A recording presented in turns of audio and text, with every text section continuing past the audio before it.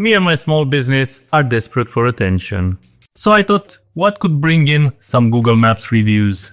A good way to make people want to help you is to give something back, to give something back. So the idea is to have a digital frame kind of stuff that shows GIFs, and people that give us a review get to put their own GIF. Simple, right? The first idea was to use an ESP32 with 3 small LCD screens, but that proved way too complicated for what it is. So I took the step up that I always try to avoid because it feels very overkill.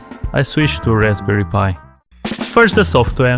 A simple Python backend will serve a page that runs the current GIFs in a loop. This will be displayed by the Raspberry Pi. Another page to search and pick the new GIF will run on mobile devices. And then fetching new reviews as a trigger.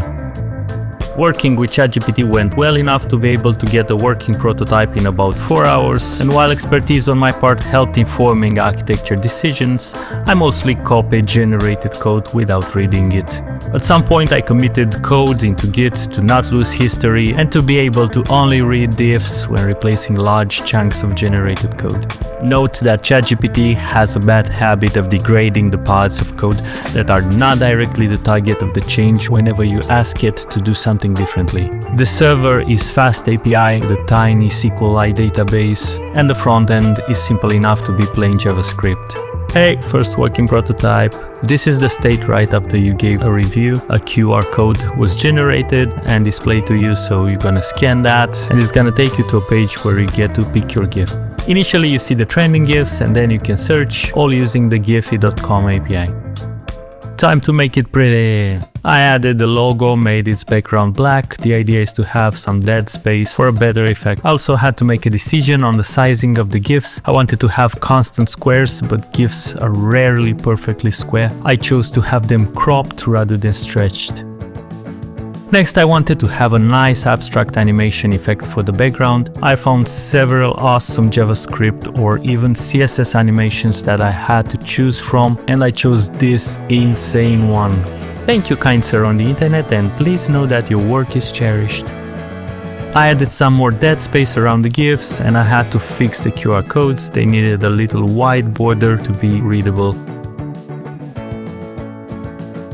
Aw, thank you fellow monkey, you're so kind. For the lower part of the page, I needed to communicate somehow what's going on. I sketched something up in Illustrator and I thought I'd just feed the screenshot to ChatGPT and boom!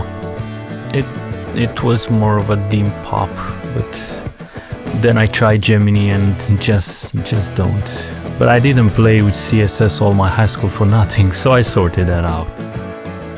Okay, now the GIF selection page, but this time I just pasted the page into ChatGPT again and asked it to make it pretty and responsive with a focus on mobile. I had to report back some problems and preferences, but this time it went much smoother. To have it running in the cloud, I looked for some online services that could deploy my tiny app for free, and render.com and Koyeb came up as options. Koyeb was a little simpler, but both worked just fine. Deploying was straightforward. Being a Python project, I had the requirements.txt already set up, so pip installing that was the default in the build stage. Then running the command is whatever I used to run locally. By the way, ChatGPT spelled out all those for me. I just used my advanced monkey fingers to copy-paste everything. Great! Now it's time to actually hook up the new review trigger, and I'm excited because ChatGPT said notifications will be pushed to my app over webhooks. Very impressed I was by Google for this. It was snake oil, the worst type of oil. GPT actually made me create a whole chain of PubSub setup on Google Cloud before revealing that there's nothing in Places API that can push to that. And then to get around that, it wanted to go deeper, creating a serverless function that would poll and then publish to that PubSub and would finally call my endpoint deep fried in snake oil. That's it, ChatGPT, I'm done with you. So I kindly asked it if we could maybe do it some other way. After carefully steering it away from bad decisions some more, we ended up with a polling solution. The backend has an endpoint that gets triggered regularly from the front end. Everything sounds good, so it's time to change that. The API response from Google Places gives only the top 5 in a most relevant sorting instead of newest sorting, so knowing the author is out the window. Last resort, the total number of reviews, which seem to have updated after the mock review that I gave. 5 stars, of course. By the way, you'll be able to find the link to GitHub in the description. I realized I did some wrong architecture choices and had to do some changes, for example reverting unused QR codes, and then I had to change the SQLite to something else, a Postgres for example, because the SQLite file would get wiped on every deploy. So I found a free option for managed Postgres instance on neon.tech. I have no affiliation with either Koyeb or Neon, and I also use them too little to have an opinion about them, by the way. And now the hardware. Using a regular computer monitor, pretty cheap nowadays, it also has an HDMI interface. I got a Raspberry Pi 4, I got a proper power source, a micro SD card, all the peripherals. I'm ready to set up the Raspberry Pi and test it out. Just plug in the HDMI cable. Just plug in the HDMI cable and we're done. Just plug in the HDMI. They switched to micro HDMI. The next day. I found this project that seamlessly turns the Pi into kiosk mode, running a full screen Chromium page. Exactly what I needed for this. So I set that up to run my deployed web app. Working perfectly, so now it's time to somehow integrate the Pi into the monitor, and I'm okay with doing modifications to the monitor, but let's see if they make sense.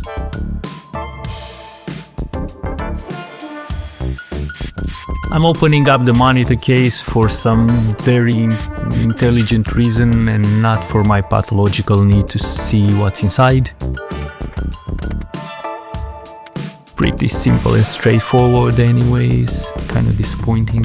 I could put the Pi inside as enough space, then I would just need to make connections and I need to decide how hacky sketchy I want this to be. Theoretically, I could make it so that no wires go out and the monitor would just need to be plugged in. I do need to abstain from pushing the project into the over-engineered, ongoing, never-ending bucket because that bucket is already overflow. I need to get this done, be happy with it, move on. I happen to have a Raspberry Pi case, so I'll just use that to bolt it onto the monitor. This segment is about PCBWay, the sponsor of this video. Don't skip it though, it's interesting. You probably know that PCBWay can produce PCBs, 3D print or CNC for you, but did you know that they have this awesome platform where makers share their projects and you're like 4 clicks away from ordering one for yourself, while also supporting the creator, they get a share of that order. Do I want this? I mean, just look at this one. This guitar effect pedal is ludicrous, so let's see the costs. I want the components soldered, so I won't have to bother with that. Now I have a ton of options, like colors, and I can customize it. It's $33. I mean, sure, I'll have to make a box for it, but very cheap for a guitar pedal, and it's PCBWay quality too. So definitely check it out on pcbway.com/project. But now let's forget about better makers and jump back into the video.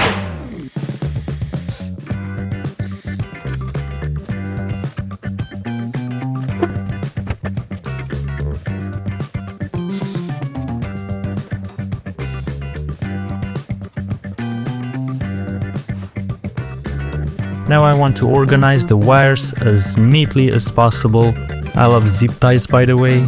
If you also love zip ties, maybe we should meet. Now the plan is to make a faceplate that would make it look less like a regular monitor and more like something fancy. I don't know. I need to measure everything and trace it so that the overlay will line up with the graphics. I also have the option to fix the graphics afterwards, but I want to minimize the need for that.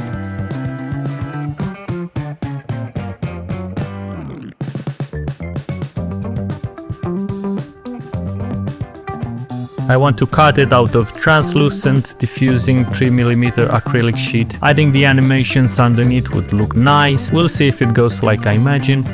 I'm getting this laser cut at the local shop and they let me film it. I also 3D printed some mounts to easily attach it to the monitor. So let's do that.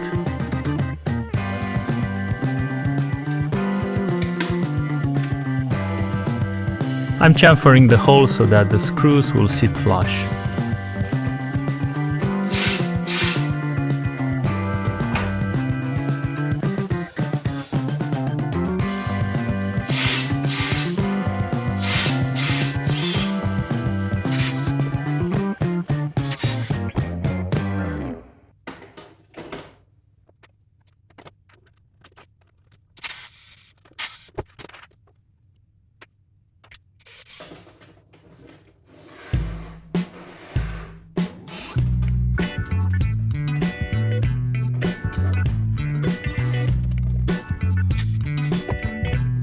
I also 3D printed some linings for the holes just for nicer looks.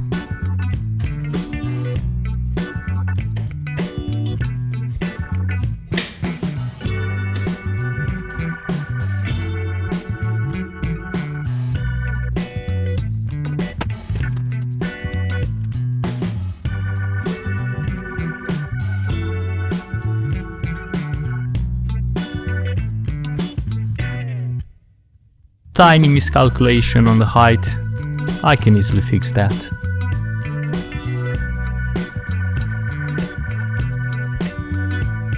I'm super happy of how this came out. That translucent overlay really does look nice, and I can't express how happy I am with that background animation. That looks awesome. I'm bolting this in the wall now, and I'm really curious to show it to actual customers and see how it goes. Catch you in the next one. Catch you in the next one.